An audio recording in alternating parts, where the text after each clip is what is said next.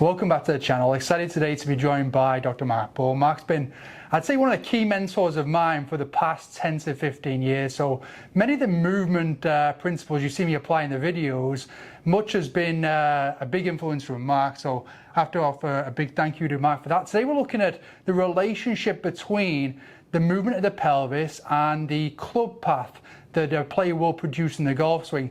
So for many players out there looking to improve their path and their delivery, this could be a good video for you. Thanks again for tuning in and joining us today. And it's always fun to have someone else come and get involved with the videos. And Mark has been, as I said in the introduction, a key mentor of mine. Many of the movement principles that I introduced to you all through the videos, and for those of you coming for lessons as well, have been introduced to me through Mark. So Mark, I have to say thank you for that. And today we're talking about the movement of the pelvis and how it relates to, and very much has an influence on the path that a player will produce with the club head.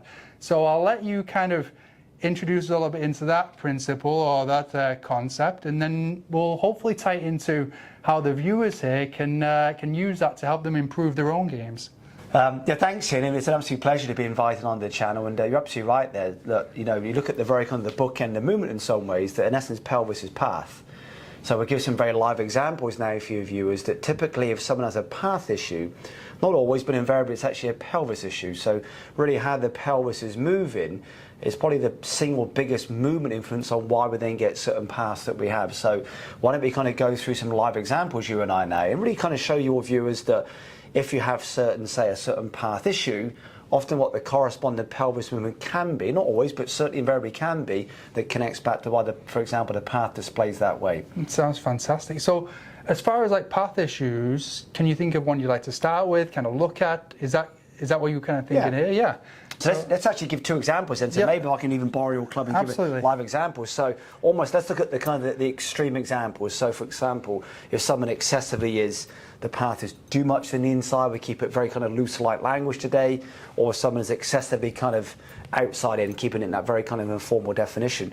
Invariably what you often see then is a corresponding pelvis movement that then connects to and often influences then the path and move and display that way. So an example being, if you start to see, for example, that club head moving excessively, again, we keep it very light for the language today, that path is excessively kind of moving to the inside. What it can be coupled with and what it can be paired with is the pelvis actually moving excessively towards the ball. So loosely speaking, the more the pelvis invariably starts to move forwards, not always, but certainly for most, what that can then connect back to then is the path then being moved excessively, what would often be kind of referred to in very informal definition as too much in the inside. Another example you can often see, almost the opposite then, when the club in some way starts to move excessively kind of this way or left or from the outside, for example, through impact, you can often connect that back to the pelvis almost not moving or gliding laterally as it rotates in downswing. So very much from the face-on view, if the pelvis kind of loosely kind of backs up, that can then connect back with that path then being a long way from the outside. So that kind of bookend in some ways that for many, not all, but typically if there's a path issue, the actual, the driver in some ways is actually more of a pelvis issue. Again, examples being if it's too much to the inside, how it can connect back to the pelvis, really thrusting forwards, or if the path is excessively kind of to the outside, the pelvis backs up. So typically, invariably, most path issues are actually pelvis issues. Yep. So for many of the viewers, they'll probably recognize, maybe going through this, some of the language, the kind of connection that we'll both use. And I've spoken to the viewers in many cases now in videos and how the pelvis can often be the responder to how other segments have moved through backswing. And so we always have to look at how the players set up, how they move through backswing, and even go one step further back to how they're approaching the shot. But again, you use the word loosely speaking in there because there's so many other influences. Yeah. But using that now, let's say for example we got a player and he's quite a lot into out and he looks at his movement and he says, okay, there might be something there for me with that. How could we help a player into out as far as like if it's moving so much forward? Do we have a kind of a way we could kind of with our player provide feedback for them to say, not move forward. Yeah. I mean, in some ways, that's a lovely question. The kind of the pelvis in some ways kind of bookends the movement. So let's give some common examples. You say back to the address position. So these are some of multiple reasons why. So you kind of let the audience kind of apply their own intellect in some cases. That, for example, the pelvis even aims in that very informal definition. For example, as I would see it, in a very close or long way right for the right-handed player, that in itself then can almost be then the kind of driver or the precursor, for example, to encouraging that path to aim or move too far right. Equally speaking, if the kind of pelvis sits too far back at the dress, that's not that kind of anteverted or anterior bend of the pelvis. It's more this the pelvis is pushed too far backwards.